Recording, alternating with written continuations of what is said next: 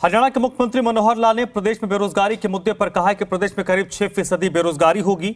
मुख्यमंत्री मनोहर लाल ने कहा कि प्राइवेट नौकरी करने वाला भी सरकारी नौकरी के लिए फॉर्म भरता है और दूसरे राज्यों के लोग भी हरियाणा में सरकारी नौकरी के लिए अप्लाई करते हैं।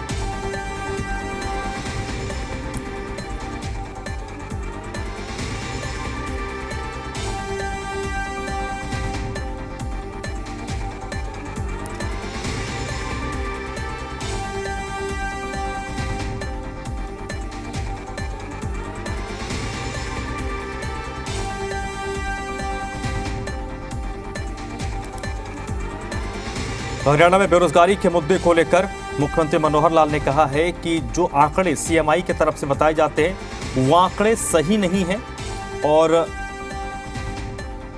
जो हरियाणा में सरकारी नौकरियां होती हैं उन नौकरियों में सिर्फ बेरोजगार ही अप्लाई नहीं करते।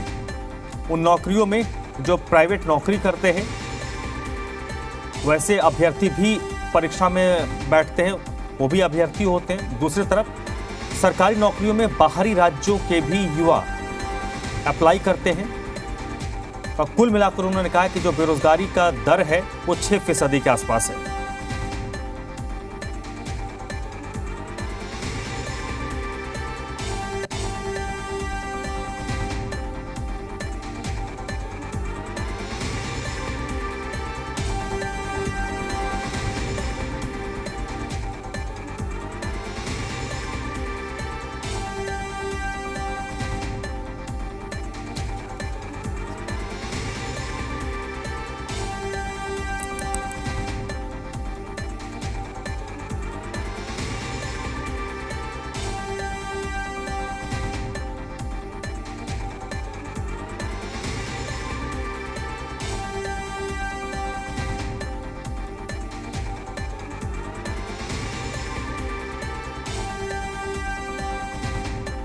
जिन्होंने अपने आप को बेरोजगार डिक्लेयर किया है तो वो 6.5 लाख के आसपास लोग हैं।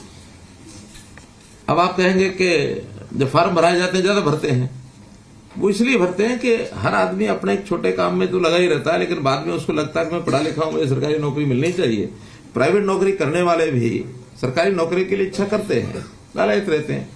या ग्रुप डी की नौकरी करने वाला पढ़ा लिखा है, उसको लगता है मुझे सी में आना है तो सी के लिए फॉर्म भरेगा। सी वाला भी अगर बी की नौकरी निकलती है तो बी के अंदर फॉर्म भरेगा। ये हमारा सारा आंकड़ा हमारे प्रदेश का। लेकिन सरकारी नौकरी में प्रदेश से बाहर के लोगों को भी अप्लाई करना उनके लिए भी यानी कर सकते हैं, कोई मनाही नहीं है, ऑप्शन है। तो बहुत ऐसे आसपास के प्रदेश के लोग भी उसमें आकर के अप्लाई करते हैं। वो उत्तर प्रदेश के हो सकते हैं, वो राजस्थान के हो सकते हैं, वो पंजाब के हो सकते हैं, हिमाचल के हो सकते हैं, दिल्ली के हो सकते हैं। हर किसी को सरकारी नौकरी का एक लालच होता है। अब ये अलग बात है कि हमने उसमें मेरिट के ऊपर करने का एक जो नियम है वो बहुत सख्त बनाया कि हमारे यहाँ मेरिट के बिना कोई नौकरी पाएगा नहीं। वास्तव में जो सीएमआई और ये सारा बार बार मैं कह चुका हूं, अपनी ओर से ही कह रहा हूं कि हमेशा कभी 28% तो कभी 35% तो कभी 32%। एक समय ऐसा भी था जब 2017 में इन्होंने 2% भी कहा था कि हरियाणा में बेरोजगारी दर 2% है। अब कब 2 हो जाती है और कब एक ही महीने के बाद 38 से और 27 पर आ जाती है।